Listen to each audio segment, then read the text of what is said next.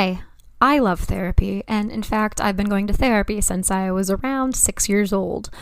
Though I talk about therapy a lot and may interview some therapists on the show on occasion, nothing that is said in this podcast should be considered a replacement for therapy. If you are struggling, I urge you to please seek guidance from a therapist because you are absolutely worth it.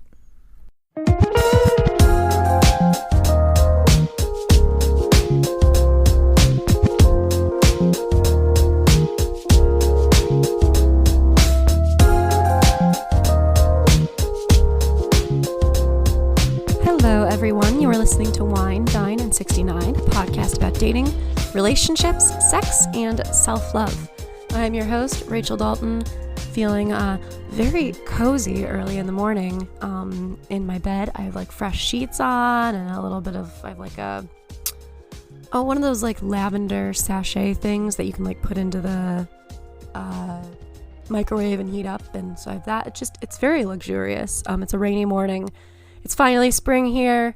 So I hope that everybody is, if it's spring where you are, I hope that you're enjoying the weather. If it's not, then I am sorry for the cold weather that is to come your way.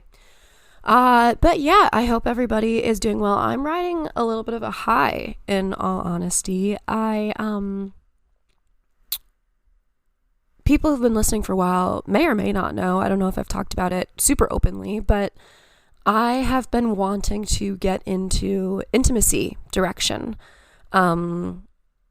which is a very new thing. It's kind of like this idea that when there's a sex scene in a movie or on stage or in a TV show, you want to make sure that everybody's safe. Just like if there's a fight scene, it's the same thing, only it's a little more psychological and making sure that everybody has boundaries that are being respected. So I've been wanting to get into that for quite some time. I've taken some workshops. I've done a lot of studying and courses and everything. And finally, I got the opportunity to intimacy direct my first show. I had my first rehearsal on Tuesday this week, and really, it's just such... I am so hard on myself most of the time about everything. And this is something that I naturally feel so at home doing. It as somebody who is in the sex education field via this podcast, and somebody who is an actor in theater. It just is the perfect intersection of my interests. And yeah, I got to, work with choreograph.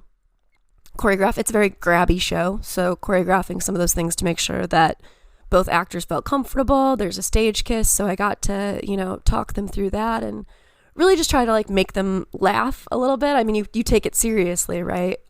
Because it's about consent and boundaries, and those are very serious things, but you'll just need to be able to,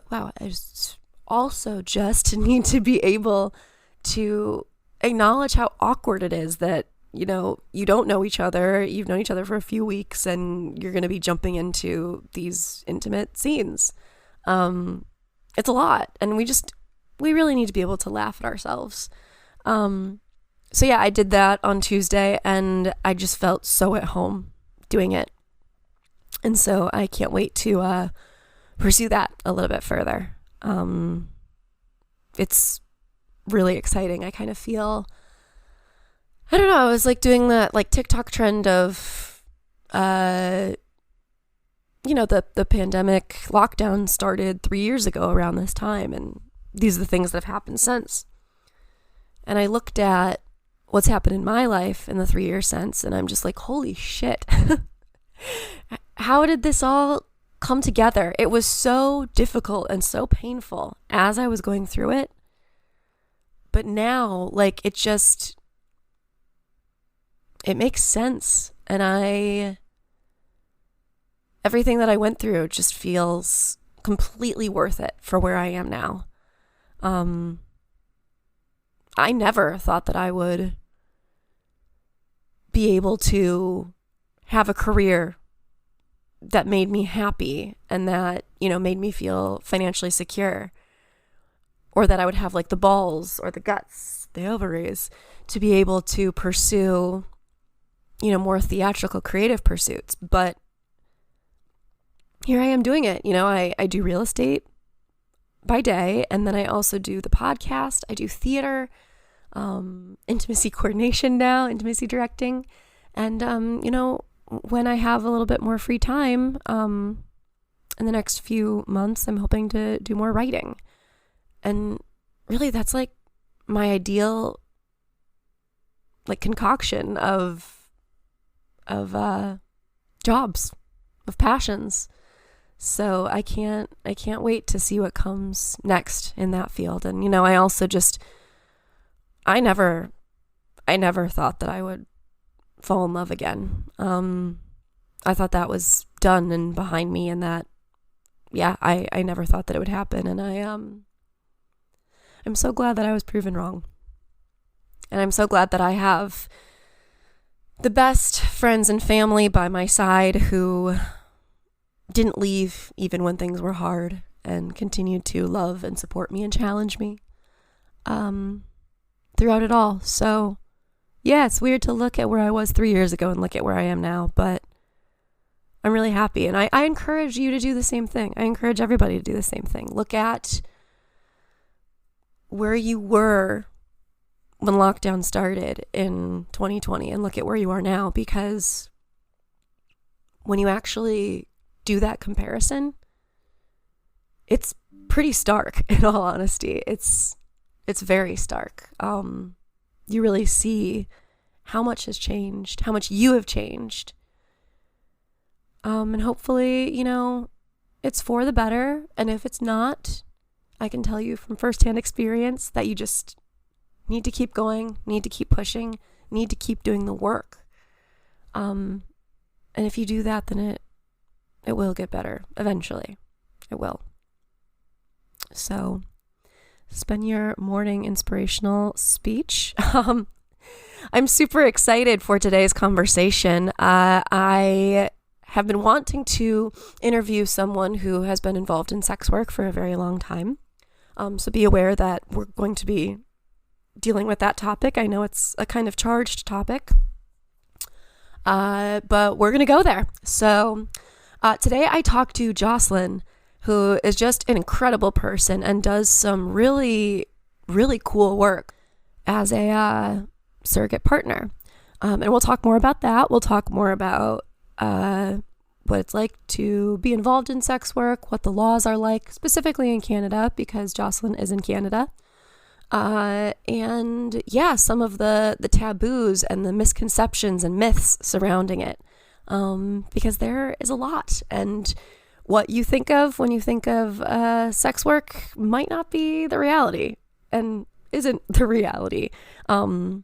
So we're going to get into that. I do want to mention that the Greek play that I mentioned in the episode is Lysistrata.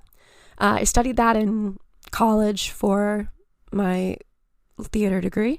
And it's just a really good example of how sex has been used as a currency or used to influence. And that's been the case throughout history. But as early as, Greek plays, these women went on a sex strike to try to end the war. And of course, that's why I'm so interested in Tudor history, is I love how Anne Boleyn worked to find power in the ways that she could. Because women didn't have a lot of natural power. And so she used King Henry VIII's infatuation with her, to end up getting what she wanted. I'm about to go down a rabbit hole there, so I'm just going to stop while I'm ahead. That's a very highly debated topic and fascinating, in all honesty. Maybe I'll talk more about it when we get closer to what I have dubbed Anne Boleyn Day in May. I'll make a note of that. But yes, so it is fascinating to see, though, how sex has been used as a currency throughout history. I'm going to link in the episode notes an article that is actually really recent. It was written in November of 2022.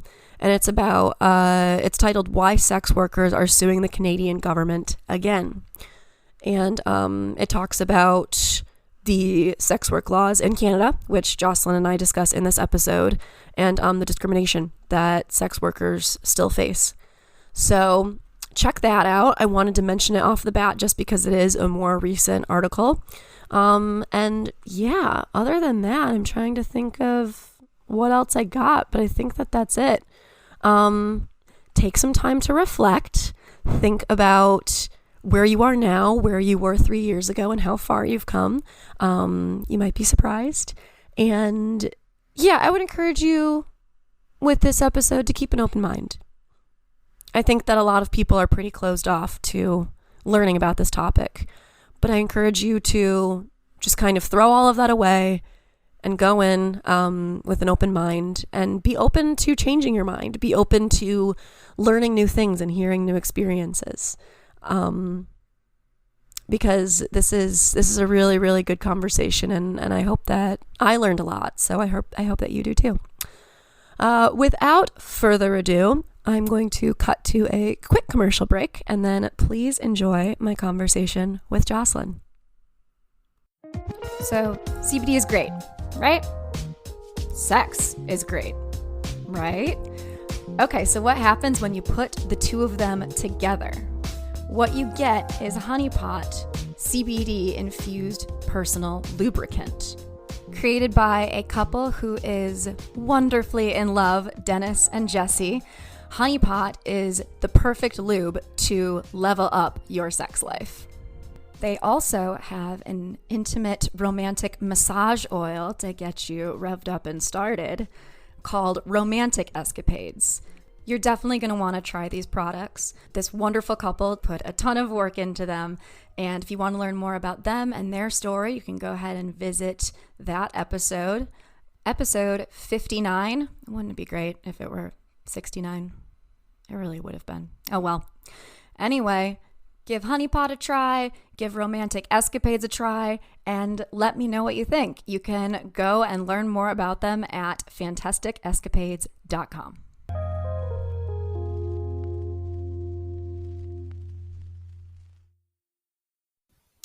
Hello, everyone. Welcome back. I am super excited to jump into this conversation today with my guest, Joslyn Nerdahl. Joslyn, how are you doing today? Oh, I'm great. Thank you. How are you? I'm doing pretty okay. Pretty okay. It's been an interesting start to 2023, but I'm hanging in there. Yeah. But I am so excited to talk about what we're going to talk about today. People have seen from the title that we're going to be talking about sex work and sex workers' rights. Mm-hmm.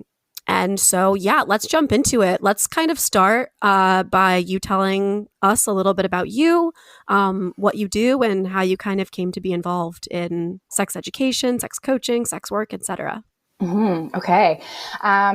So hello, everyone. I'm Joslyn. I'm also known as Mojo Mediator, and I'm a clinical sexologist and a certified sex coach.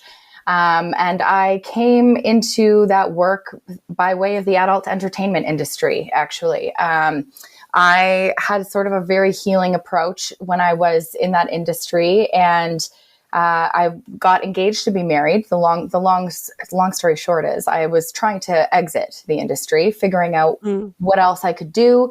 And my fiance at the time said, "Hey, all these people are always seeking advice from you about their lives and relationships and sex in particular. So why don't you start charging for that?" And I was like, "Oh, yeah, not a bad idea." So that's when the idea for my coaching practice was born.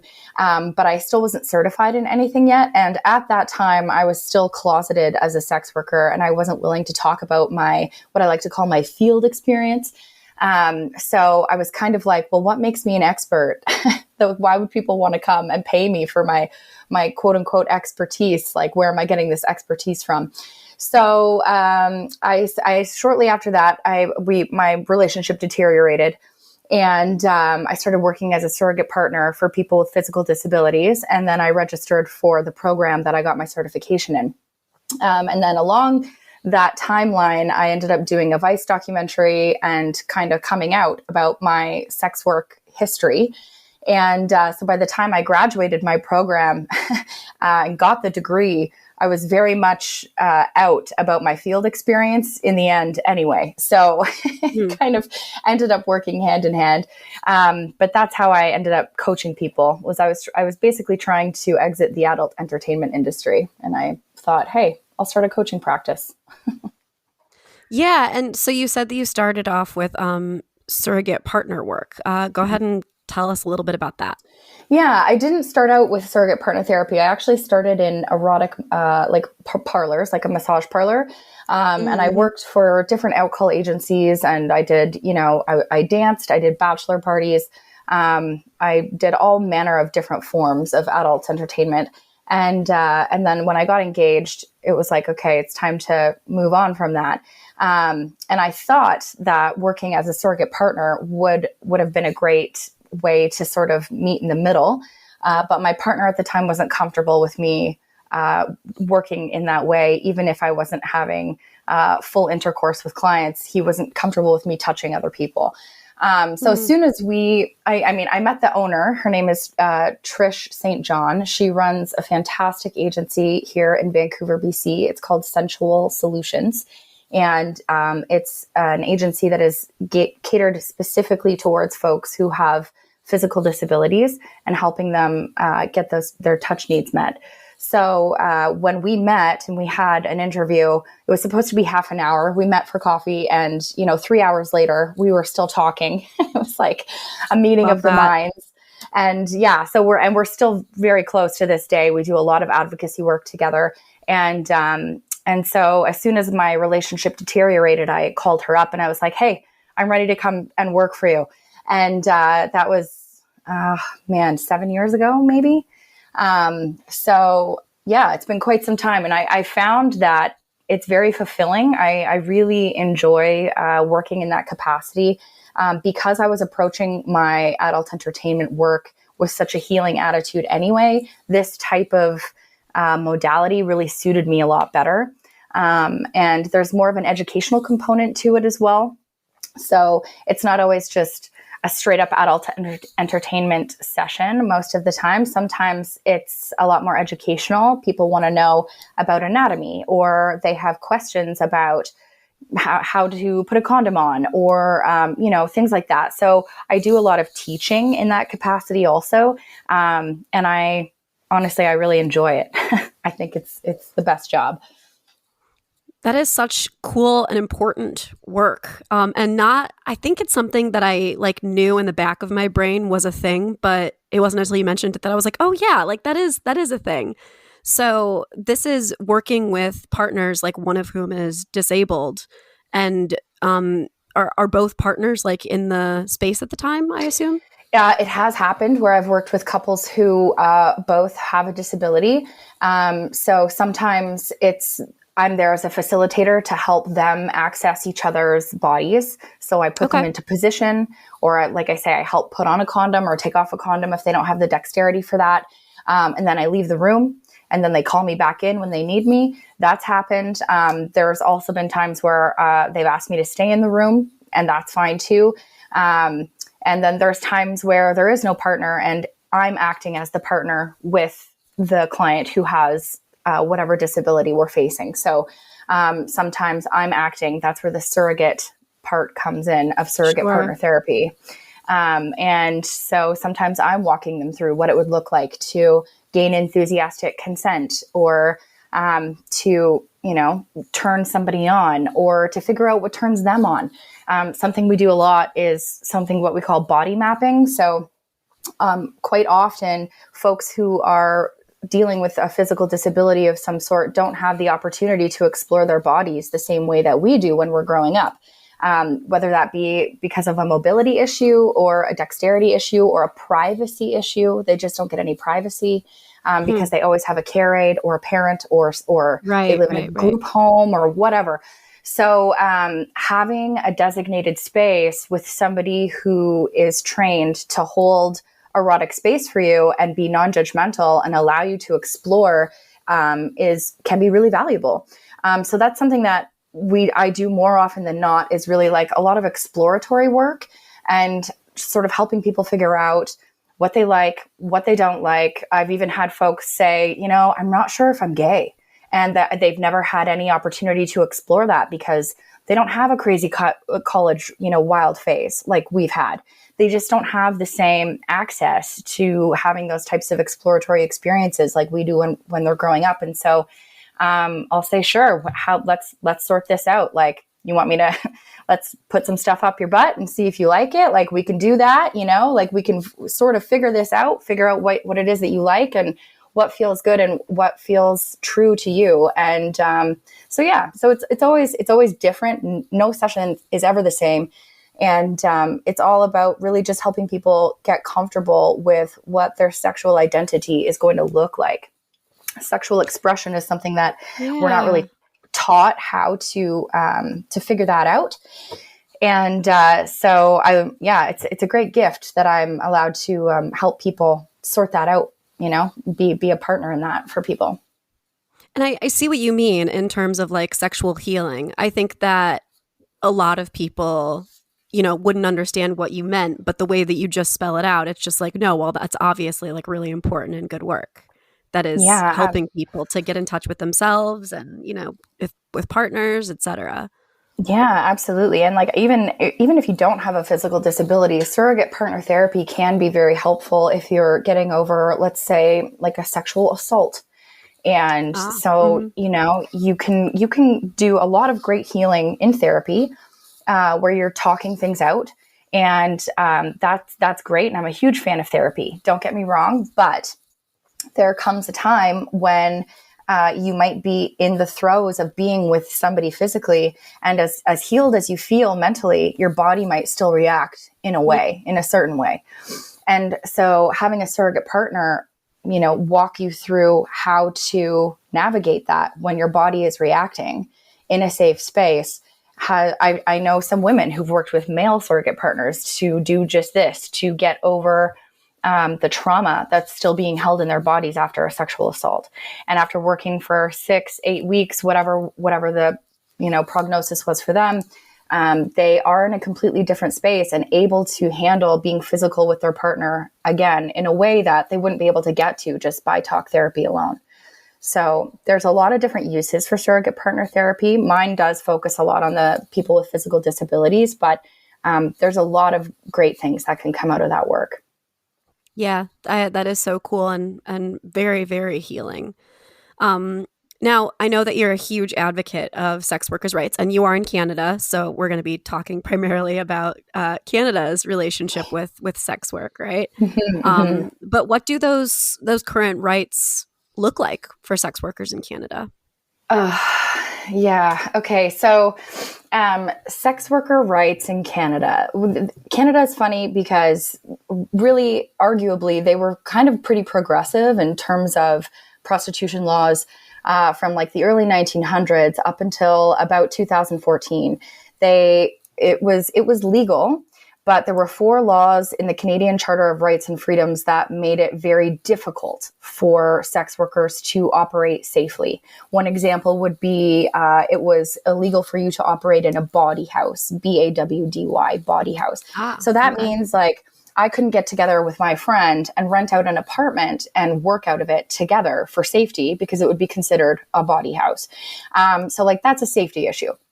So in 2014, there was a professional dominatrix. Her name is escaping me right now. We could probably look it up and put it in the show notes. She said, hey, this is like not constitutional and we need to change this. So she challenged these 4 laws and took them all the way to the Supreme Court of Canada. And for a brief moment in time, it looked like we were going to come out on top and it was really going to change things for the better. But unfortunately, we had Stephen Harper and a conservative government at that time. And instead, what they did is they brought in the Nordic model. So the Nordic model, for those of you who aren't familiar, is where they criminalize the buying, but not the selling of sex. So technically right now, if you were to be a client and you were purchasing services from me, you would be the criminal, but not me. I cannot be prosecuted, but you can.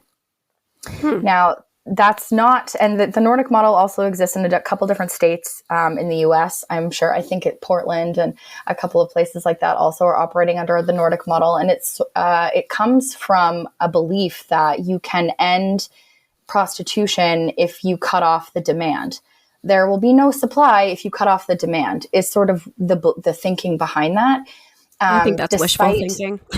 It's very wishful thinking because statistically, it's been shown over and over and over again that that's just not how it works. And if you look at countries like New South Wales in Australia or New Zealand, who have decriminalized sex work, not legalized it, and we can talk about the difference in a second, the stats speak for themselves. The violent crime in terms of sexual assault has gone way down. Their STI statistics are extremely low. All sorts of really great things come from decriminalizing sex work and making it safer for people to report if a crime does happen, if they do get raped, if they do get robbed, whether you're a client or a provider.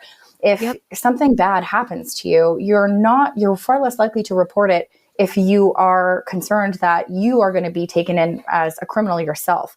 So Canada is still operating under this Nordic model, and much to all of the sex workers' dismay, I'm not sure if it's going to be changing anytime soon. So right now, that's what the laws are like. But I will say it does vary very much from province to province, just like it does in the US from state to state. It kind of depends where you live. I know where I live in Vancouver, the Vancouver Police Department, when this all happened in 2014, they released a public statement saying, listen, as long as it's happening indoors and between consenting adults, we're not getting involved. And that is how I think all governments should sort of handle this. Like if it's consenting adults and it's happening indoors, there should be no criminalization happening. Absolutely. The end. Yeah, there's nothing.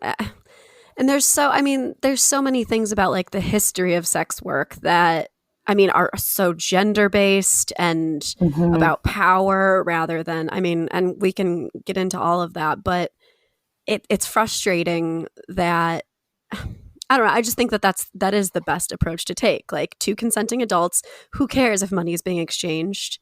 Like, they can do whatever the fuck they want to do, basically. Yeah, absolutely. I saw this meme not too long ago, and it was using like little cartoons, but it was kind of like, showing like a man and a woman, and it was like, oh, you wanna have sex? Okay, that's fine.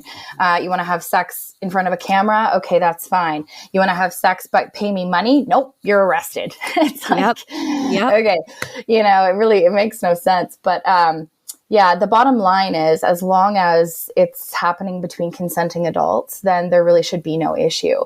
And I think that the idea of money exchanging hands can really freak people out because there's a bunch of different reasons why, but I think that I still haven't heard anyone give me a great argument as to how waiting for a ring until you have sex is any different than getting paid to have sex. It's still like, it's a form of currency. You're still getting paid in one way or another. I've in my coaching practice, it's a service, and sex has been used as a currency for a long, long time. And, women use it all the time in relationships still. If they're angry at their husbands, I'm not going to have sex with you until you buy me that purse or until you buy me that house or whatever the case may be, buy me that car, and they withhold sex to get their way. Well, how is that any different, or like a man, goes on Tinder, tries to meet up. I guess maybe the dates don't happen as much on Tinder, I'm hearing now, but you meet up with somebody, right? And you take them out to dinner and you're buying them drinks and you maybe take them to a movie or do whatever. And you're spending, hundreds of dollars on this date with the hopes of getting what it is that you want in return at the end of the night. Whereas going to a sex worker, in my opinion, is actually way more honest. It's going to cost you less money. As long as everyone's consenting and is on the same page, you're going to get what you want. And there's no bullshit. There's no manipulation, and everybody leaves happy. It's actually a far more direct way to get your needs met, in my opinion. Yeah. And as somebody who has dealt with that, going out on dates and feeling like, there's a pressure on me because they're doing this, and even if there's not, like there's a perceived pressure potentially, but it's kind of, I think about it the same way that I think about abortion, which is it's going to happen anyway. So why don't we make it as safe and there's just so many things that are backwards about Yes. about it. Yeah. But yeah, so kind of the history of sex work. Like, why do you think that sex work is so stigmatized? I mean, kind of get into the. I mean, man, that's a big and layered one too. I know. I think I wanted to bring up one more thing before we jump into that, but it kind of ties in. I forget who did this study now, but there was a study done quite some time ago with chimpanzees, and they gave them currency to see if they would organize and what they would do with it, and if it sort of like evolved the way that their society was structured. And one of the very first things that happened was the female chimps started selling sex. No way. Yes, absolutely. So, Wow. I mean, that was monkeys. So I'm pretty sure it's not going to stop if you try and end demand with humans either. But that's like the beginning of history. That's like, yeah, all right, exactly. base level. Yeah. So in terms of like where the stigma comes from, I mean, oh my gosh, the lineage of harm is so deep. We could talk about religion, we can talk about culture, we can talk about capitalism. But I think like ultimately you can really narrow it down to like misogyny and the patriarchy and like what we like to call horophobia, which is sort of a newer term. Stripper writer or Elle Stanger talks about this a lot. She does a lot of advocacy work around sex worker rights, and she's also a sex educator. And she very aptly says, like, erotophobia is the fear or the distaste of any sort of sexual content or any sort of topic around like sexuality, and it makes you uncomfortable, or you even have like an outright disdain for it. And that erotophobia has sort of turned into horophobia, where we also project these types of feelings onto people who work in a sexual capacity or who work in the sex industry. But I know women who even like they review sex toys for a living. And they've experienced stigma, and they're not providing a service with their body or anything like that. And they are still experiencing some of the effects of this. So I think that, you know, we could get into misogyny and the patriarchy, but that's been beat to death, I feel like, over the last few years. I think that sex in and of itself makes people really uncomfortable, and that, you know, religion and many cultures have demonized it for a really long time because it is so powerful. And it's such an all-pervasive energy in men and women, in all sexes and all people. Somewhere you land on a spectrum of sexuality, whether that's being asexual or being absolutely hypersexual. Somewhere you land on that scale. It touches all of us. No one is exempt from sexuality. Whether it's how present that is in your life can vary and is up to you, but nobody is untouched by sex because we all came from sex. So this is the thing that I love to talk about, because really, like, it's one of the most basic things to accept about yourself, that you're a sexual being and that we all are. And what that looks like is going to vary, and it might differ from how I show up to how you show up, or even how I show up next week compared to how I'm showing up today. That can vary too. But it's something that I think is kind of threatening because of the all-pervasiveness of it and the sheer power of it. Sex can create life. It's massively powerful, and it can be used as a weapon, and it can be used for connection, and it can be used as a currency, and it can be used for lots of different things. And so I think that because women for so long have been the gatekeepers for sex. Yes. Yep. That ties into it. And there was maybe a concerted effort to try and take women's power away. And a really easy way to do that was to attack sexuality. Yeah, I have so many thoughts here. One is that, there's that Greek play, and the name escapes me, but it's women do a sex strike to make their husbands end a war.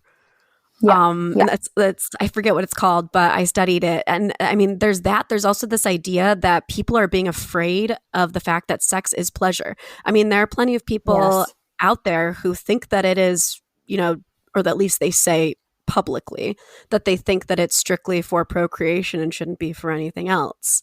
I mean, which is absurd. And then the other thought that I have talking about all of that is like, you think about these Wiccan religions where women were power, sex was power, femininity was power. I'm looking at a book on my bookshelf right now called Witches, Sluts, Feminists. And, exactly, religion and the patriarchy and Christianity, I mean, really, taking over all of that. I mean, it really is such a fascinating history. And interesting that it's something that we are still fighting over today, even though the people who are saying that it shouldn't be legalized are frequently the ones utilizing the services, as we've seen. Yes, I know, 100%. I know when they were talking about publicizing these databases of Johns in order to shame them into no longer, purchasing these services, I saw a slew of sex workers say, I think that would be a really good thing because a lot of these people are actually legislators and politicians and they're our clients. So sure, let's go ahead and publish their names. And then they were like, okay, wait. Maybe that's going to backfire. Maybe that's not such a good idea.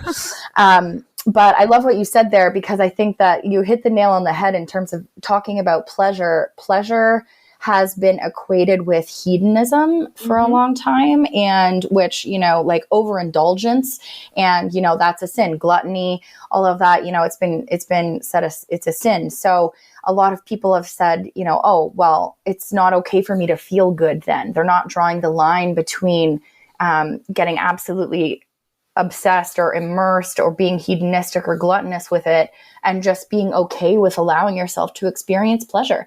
We are designed to connect and we thrive when we do. And we are designed to experience pleasure. Pleasure is your birthright. And I've said it, I say it all the time. It's my tagline. Pleasure is your birthright. You deserve to feel pleasure. You were designed to. If we weren't meant to, God wouldn't have designed us the way that we did, or we wouldn't have evolved the way that we did, whatever your beliefs are. Your body wouldn't be designed to experience the immense amounts of pleasure if it wasn't meant to be for you to do that. So like, why hide away from that? And there's so much science now showing how good it is for us to have sex and how good it is for us to experience pleasure and to have orgasms. And, there's studies that are even showing that babies in the womb are experiencing pleasure through masturbation. Yeah, I've seen that. So this is something that is innate within us. And so to deny yourself that is really to deny yourself a basic part of your humanity. And it's cutting yourself off from the entire experience of being human, and that's what I think we're here for. We're here to grow and we're here to have the best lives that we possibly can. And pleasure is a huge part of that. So why would you deny yourself? Exactly. Yeah, I think there's so many moving pieces to this, but I mean, ultimately, I think what the police in your area said is like, look, we're not going to do anything about it if it's two consenting adults. That's your business. Yeah. And it's indoors. They just don't want it on a street corner, which is also fair. Totally makes sense. Totally get it. Yeah. Well, this is an interesting question and one I'm really interested to hear your answer on. What about the people out there who believe that sex workers don't enjoy what they're doing or that they are pressured into it by circumstance? You see that in movies a lot. It's a trope in movies, right? Like Pretty Woman, for example. That they don't actually want to be doing it and that they're pressured into it. Now, of course, that's going to be the case in some circumstances, but not always. I love talking about this because the thing I've been told a lot over the years is like, well, I wouldn't want my daughter doing that. And it's like, okay, you like get your daughter off the pole, you know, like you don't want your daughter on the pole. It's kind of like this. I've heard it in songs. I've heard, and people have said this to my face. And I'm just like, okay, let's break that down a little bit. What are you saying to me here right now? You wouldn't want your daughter to be a sex worker because you think you automatically are assuming she's going to be oppressed or abused or taken advantage of, exploited, all these stigmatized ideas that, like you said, can and absolutely do happen within the sex work community, unfortunately, but that's not consenting sex work. So that's not what we're talking about here. That's straight up human trafficking. And that is not the same thing as adult sex work. So I'll speak from my own personal experience because I don't want to speak for all sex workers here because everybody has a very varied experience. And I'm very aware of my privilege as a white, blonde, blue-eyed, Canadian, educated woman, that my experience as a sex worker has been very different from my friends who have darker skin or who are East Indian, or who don't have the same level of education or whatever, come from different backgrounds. And they definitely, even though we worked in the same places, they had very different experiences than I did because there is marginalization that still happens there. So I don't want to speak for everyone, but I can say from my own personal experience, I definitely found sex work out of necessity. I was in financial crisis.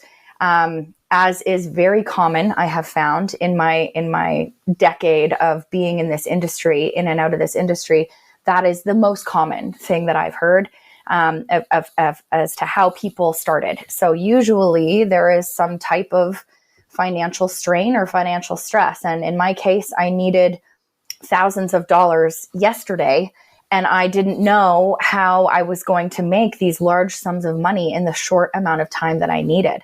So I thought, sex work, let's give it a go. And I landed at my first massage parlor. And thank God that I did land there because I ended up being trained by a bunch of women who had been working, some of them 10, some of them 20, some of them more, 25, 30 years. So they'd been around a long time, and some of them had worked street level sex work. And I was trained very old school. And I really appreciate that because they taught me how to keep myself safe in a way that I don't think I would have had that type of schooling from other women who'd been working in the industry not quite as long and not through as many varied circumstances. So for me, I was in a financial crisis. But after I got into the industry, I found myself actually enjoying what I was doing because I liked helping people and I liked making people feel good.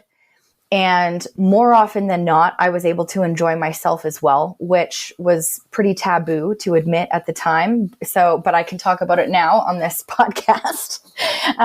But there is an unspoken taboo in the industry not to enjoy yourself. And my personal theory about that is because many of the women that I was working with were in relationships, committed relationships. And so it was an easy way for them to compartmentalize the work. If they weren't enjoying themselves, then it wasn't cheating. It was just a job. I see. Yeah, that's just my theory. No one ever said that to me, but that's kind of the sense that I got, because it was very looked down upon to enjoy yourself in a session. But I always thought, I'm here anyway. Like, why not enjoy myself while I'm here, you know? Well, there's some of the aspects of my job that I, really enjoy. I mean, not sexually, but like, but I like, get pleasure from it. I'm like, man, I feel really intellectually stimulated right now. Like it's your job, and it's normal. I think to feel some, if you're in a good job for you, then I think that's normal to feel some. And that's my big thing is that it does pain me to see sex workers who have a lot of internal conflict and who are not comfortable with the fact that they're working this job. That really hurts my heart because it's not good for them psychologically or even physically to be continually putting yourself in that situation then if you're having a lot of internal conflict about it. So for me, I ended up choosing to stay in this industry because the flexibility that it afforded me as a single parent to stay home and raise my young child during the week and then just work on the weekends and make the same amount of money that I would have made at a 9-to-5 job for the month. But working in 2 or 3 days, Mm-hmm. that afforded me an incredible amount of flexibility to raise my child as a single parent. So the time freedom and the flexibility of the scheduling, coupled with the amounts of money I was able to make in the shorter periods of time, is really what kept me in. And I know many women who very much enjoy their jobs, and I know that it's not a popular thing for a lot of people to hear because they have internalized stigma and internalized stereotypes around what it means to be a sex worker, and that it must mean you're being exploited or abused or coerced in some way. And I've also worked with women who were kidnapped, who were coerced, Jeez. who were sex trafficked.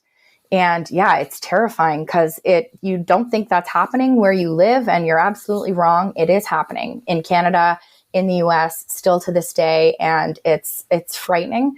And I wish that we could do more to stop it. And decriminalizing sex work would be a huge step towards that. It would be a lot easier to identify the people who are not working above board if we were able to decriminalize and say, hey, this is where the people who have, fees or licenses, or, even that can actually be marginalizing certain foreigners, immigrants, people who don't have a permanent address, things like that. So that's why we don't really want to legalize anything, and make it so you have to register and get a license and work out of this specific place.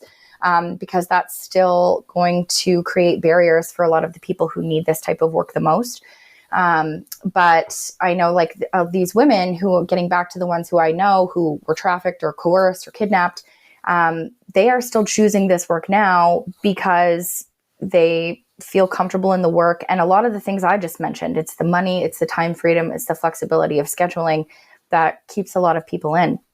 But when people say to me, okay, so I wouldn't want my daughter doing this, and I like to break that down, I didn't finish that thought. It's kind of okay, well, what do we all want for our children? We want our children to be safe. We want them to be happy, successful, fulfilled, right? So what if your child gets that from sex work? Yeah.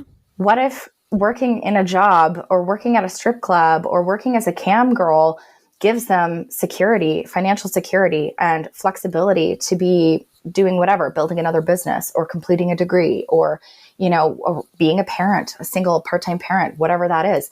What if that comes to them through this avenue that you just weren't expecting? Are you okay with that?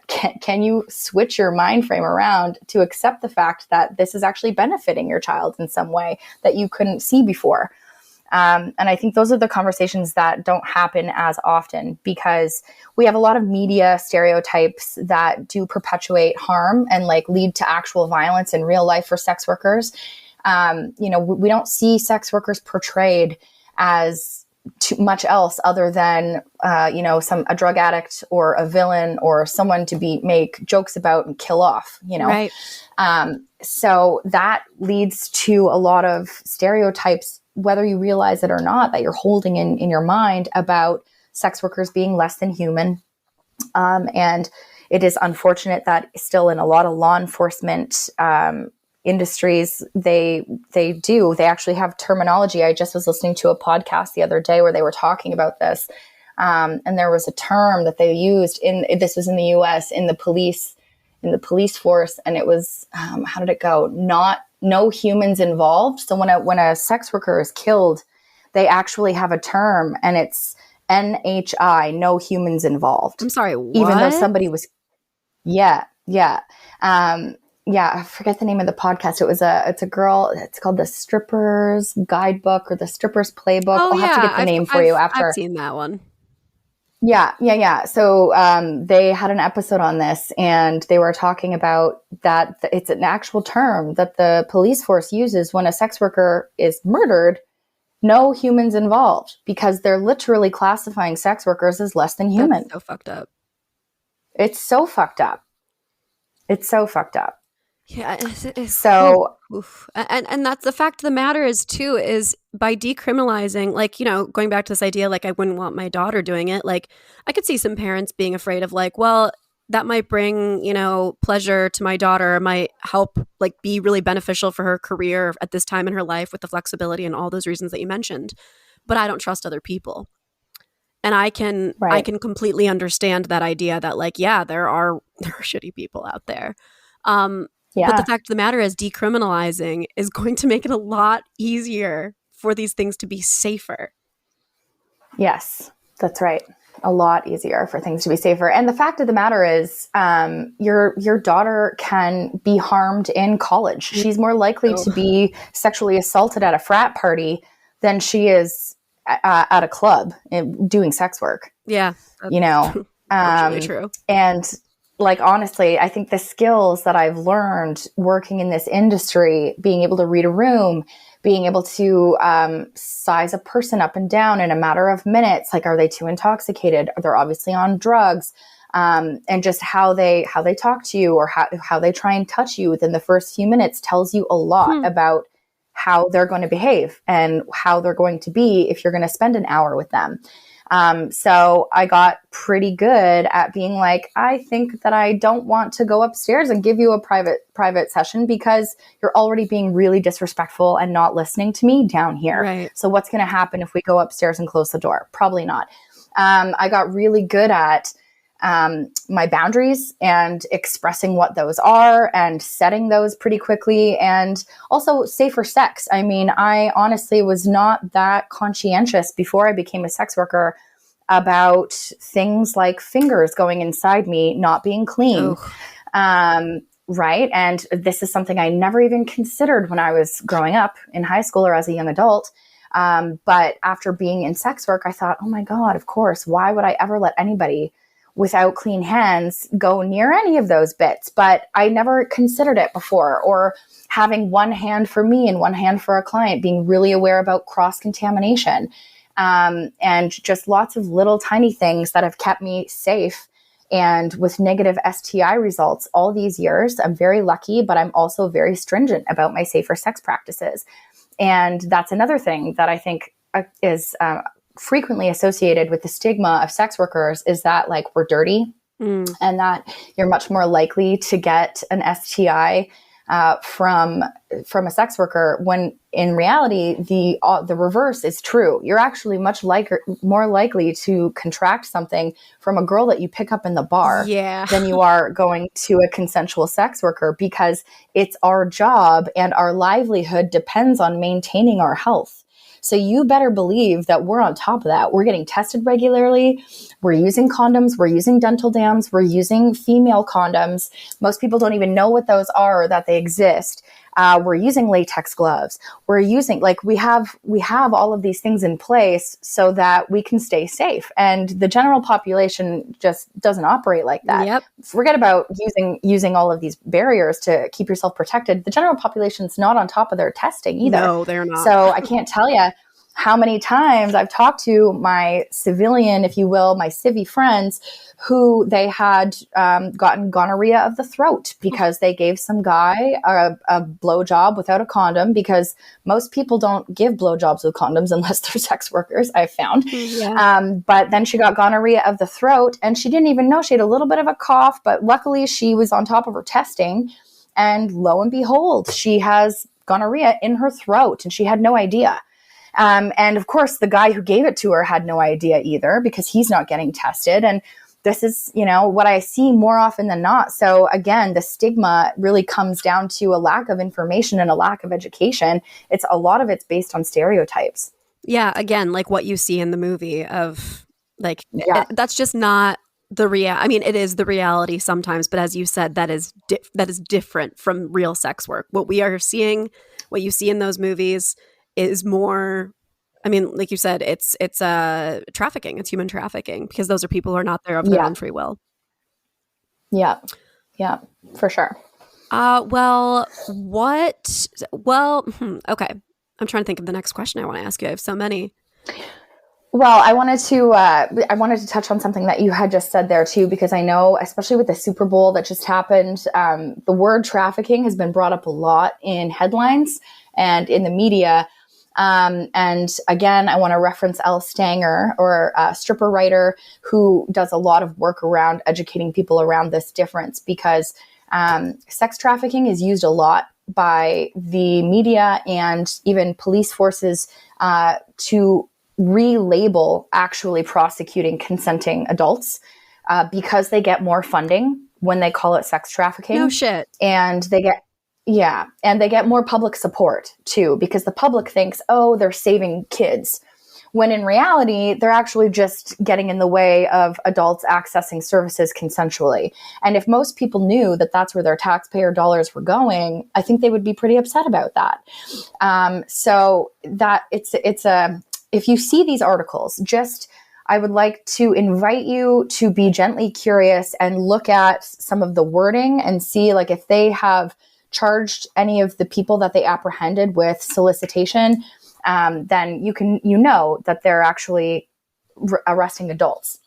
And so more often than not, when you're seeing these trafficking ring, Super Bowl hub, sex trafficking, Mecca type of articles, they're actually talking about like police stings and arresting consenting adults, which in my view is a massive, massive waste of resources. Yeah, no, 1000%. I had no idea. And that's like a lesson across all media as of now. Unfortunately, journalism isn't what it used to be, and you can't really. Yes. Like we were talking before, like things can get misconstrued, things can get taken out of context, and it's nasty.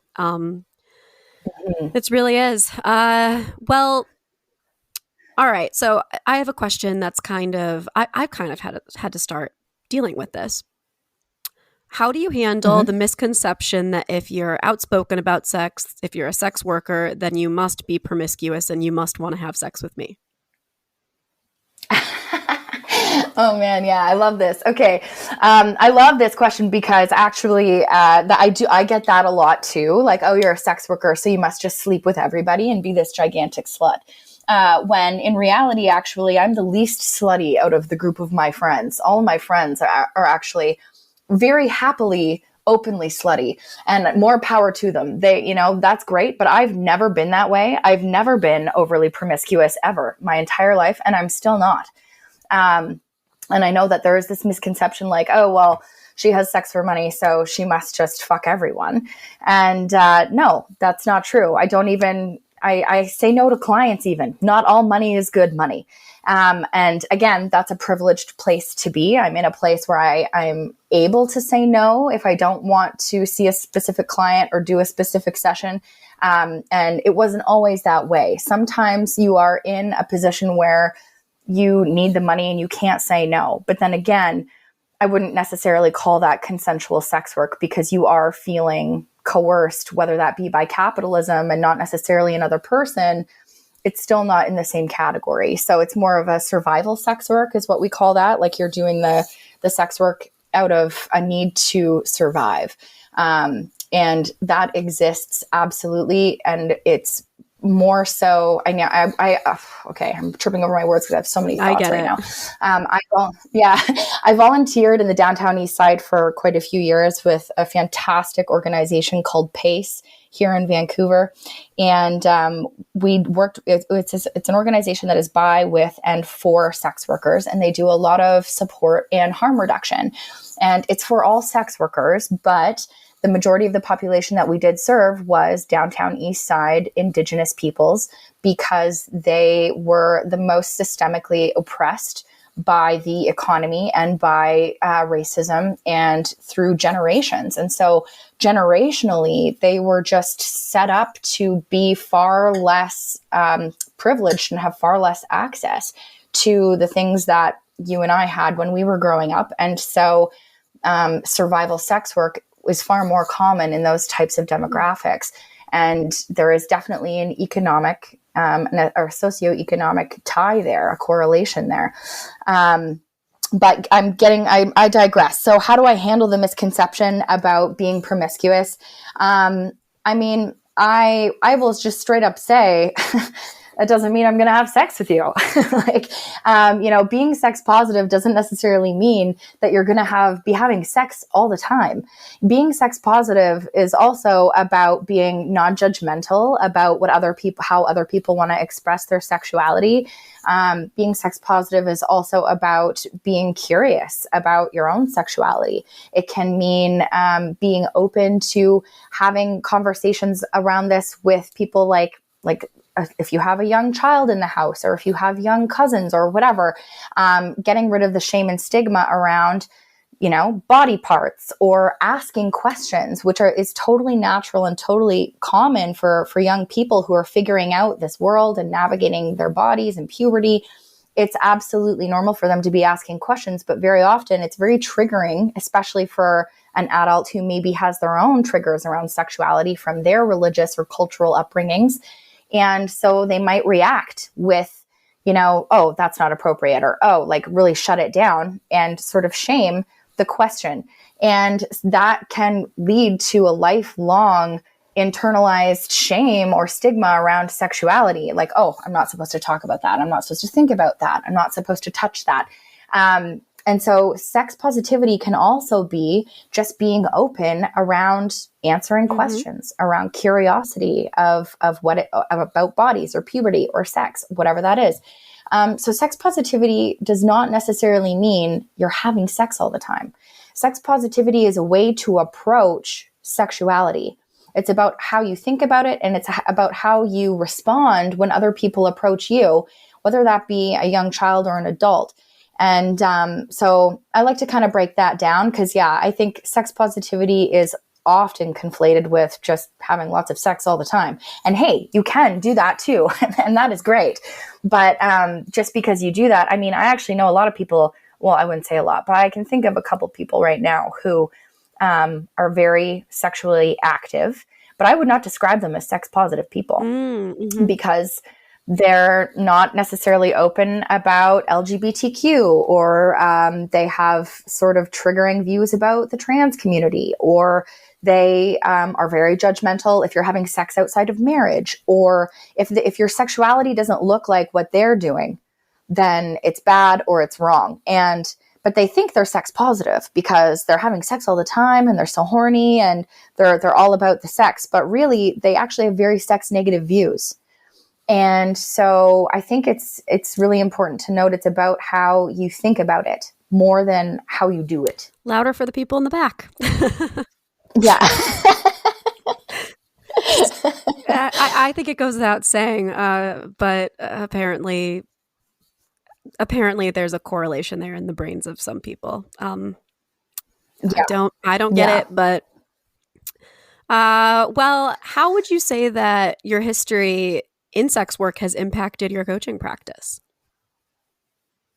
Oh, I think it's been very beneficial. I think I wish that I was quicker to accept how much value working in the field, I'm doing the quotation marks in the air here, working in the field, how much value that brought me. I think when I was doing my degree with Sex Coach University in California, it was really a turning point for me because my mentors, Dr. Patty Britton and Dr. Robert Dunlap, who has now since passed away, the late, great Dr. Robert Dunlap, they were some of the first ones to really encourage me to be open about the fact that I was a sex worker and that it was actually an asset for me, because I was looking at it.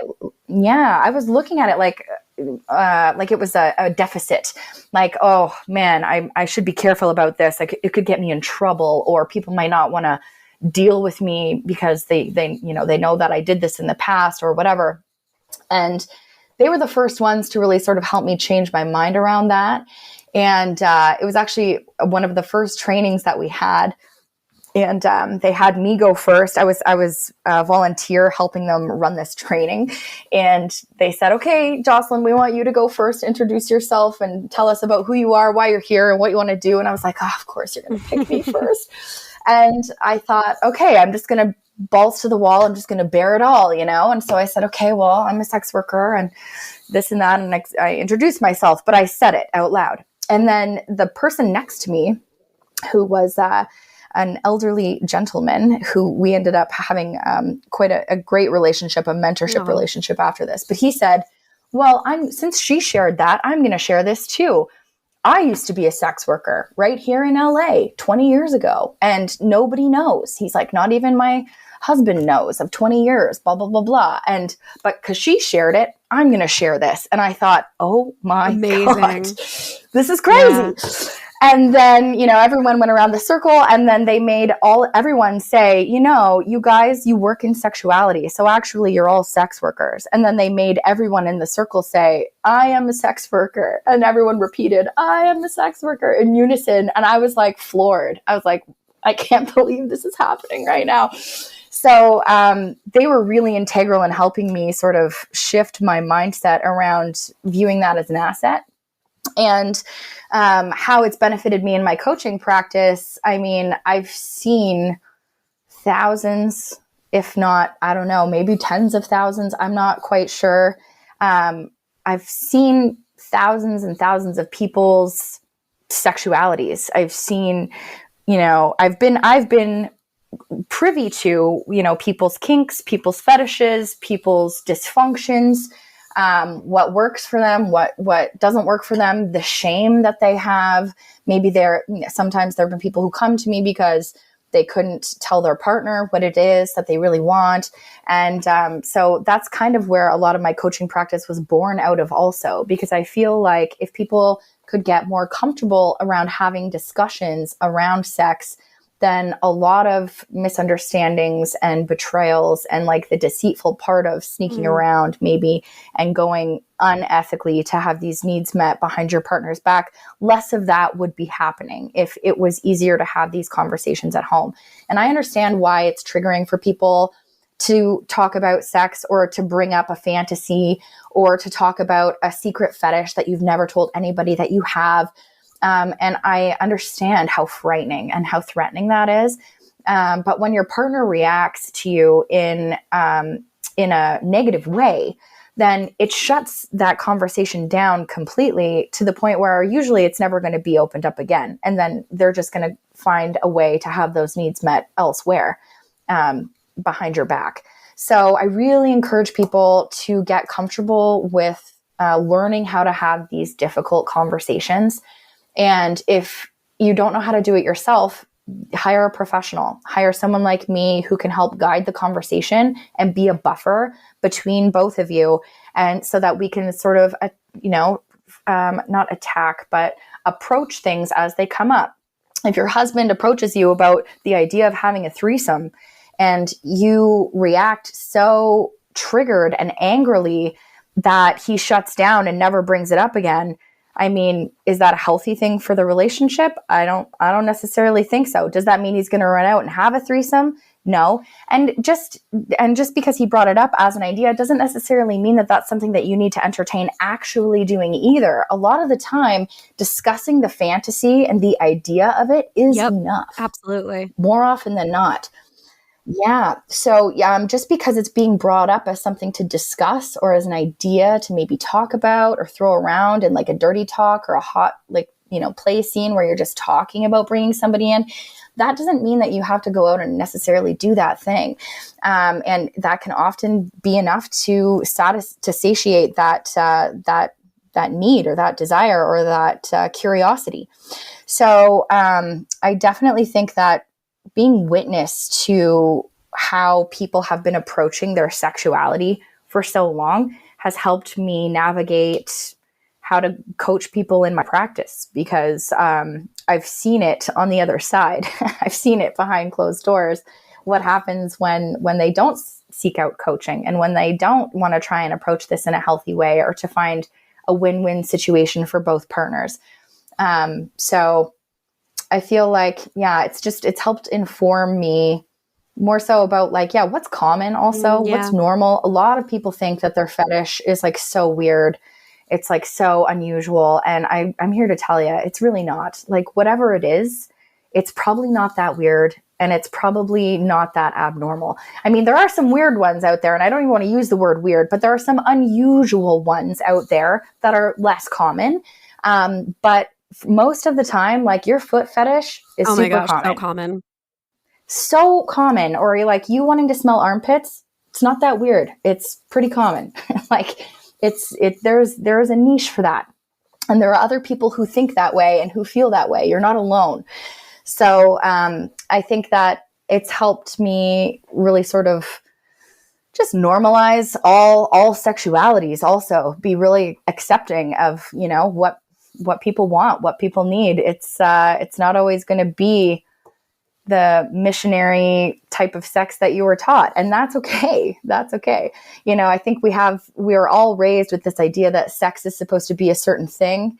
I talk about it like we're raised with sex in this certain box, and any sort of sex, usually it's heteronormative within marriage, missionary style, you know, in that box is normal and is okay. But any sort of sexual orientation or identity or play or fetish that's outside of that box is like not just abnormal, but sinful even, or evil or shameful. And I'm here to tell you that as long as you're not hurting anybody and you're not hurting yourself non-consensually, then it's fine. It's okay. As long as you're not hurting yourself or others and everything is consensual, whatever you're doing is a-okay. Yeah. And not enough people hear that. So, you know, I'm here to tell you, it's okay. It is. And I guess my last question before we wrap up here is, how can we support sex workers better? I love that question. I think the easiest way to start supporting sex workers without, you know, calling your local politician, which we could all use your help in doing too, but is to start changing the language that you use around talking about sex workers. If you're not a sex worker, please don't call anybody a hooker. I'm allowed to call myself a hooker or my other sex workers hookers. It's kind of like what we equate to, you know, folks in the African American community using the N-word. Like they're allowed to use it, right? You're not. And so it's sort of the same in the sex work community. Sex workers have sort of reclaimed that word and taken it back as like a power stance, but it's only okay for us to use it. Please call people sex workers. And that's a big deal because sex work can mean lots of different things. So, you know, it's just because, you know, I'm a surrogate partner doesn't mean that the person who is not seeing people or touching bodies and only does cam work is not. And so she's also a sex worker. But, you know, people who review sex toys are also sex workers. They're people who work in the sex industry and they're not necessarily providing sex. And so it helps to legitimize all forms of sex work, but also sex work is work. And so that's the other thing that, you know, has been harped on, I feel like quite a bit over the last few years. Like it is a job and it's a service. And this is another stigma piece that I like to touch on because a lot of people will still really ignorantly say, oh, well, you're selling your body. And I like to really bold-facedly say, oh, so they take my boobs home in the jar and set them on the shelf because I sold my body? Like, no, I didn't sell my body. I was providing a service, just like a masseuse uses her hands to provide a service, or a hairdresser uses her hands to provide a haircut. It is a service. And that's what sex workers are doing also. They're providing a service. They're just using parts of the body that make you uncomfortable. So that's on you. That's not on them. So it is a job. It is legitimate work. And so calling people sex workers helps to legitimize the fact that they are actual workers and that they're human too. And they deserve rights and they deserve safety. And they deserve to be able to work in peace and not be worried about being criminalized or not be worried about not being able to call the police if they get assaulted or robbed or hurt in some way because their job is actually a crime. Absolutely. Yeah. I mean, there's so much that was completely well said there. Thanks. Well, Joslyn, where can people find you? So you can find me at mojomediator.com is my website. We're still working on updating that. So my email has had a little bit of kinks there. So if you don't get through to me through my website email, you can always email me at mojomediator@gmail.com. Or if you have a little bit more of sensitive content, I prefer you email me at mojomediator@protonmail.com. They're a little bit more friendly and encrypted to sex workers. And or you can follow me on Instagram, Mojo Mediator. I'm Mojo Mediator on Twitter. Basically, I'm Mojo Mediator everywhere. So you can find me anywhere it's Mojo Mediator. You'll be able to find me. You've claimed that. It's yours. It's I've claimed it. It's mine. Yes. I'm the mediator of the Mojo. Love it. I love it. And I with that, I'll leave with your phrase, pleasure is your birthright. Yes. Pleasure is your birthright. All right. Well, Joslyn, thank you so much for coming on here and talking with me about this today. I really appreciate you just being so forthcoming and open to talking about it. I know that it can be a loaded topic. So thank you so much. And I hope that my listeners take away some of valuable information as well. Oh, I hope so too. It's my pleasure. Thank you for inviting me on. And thank you, listeners, for tuning in. You've been listening to Wine, Dine, and 69. I am your host, Rachel Dalton, and let's keep talking.